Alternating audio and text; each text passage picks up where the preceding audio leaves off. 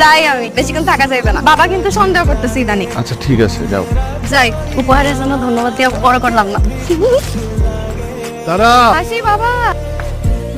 তোর মা কোথায়? অফিসে। অফিসে মানে বাড়িতে নাই? তার নিজস্ব কার্যালয়। মানে আরে রান্নাঘরে। তোর এগুলো আর গেল না। ঢাকা শহরে একটা টিউশনি পাইতে কয়েক মাস সময় তো লাগবে। এই কয়েক মাস চলার খরচ, ভর্তির খরচ। ছোটবেলায় তোরে রাখা তোর বাপ যদি মইরা না যাইতো তাহলে তোর চিন্তাই করতে হইতো না।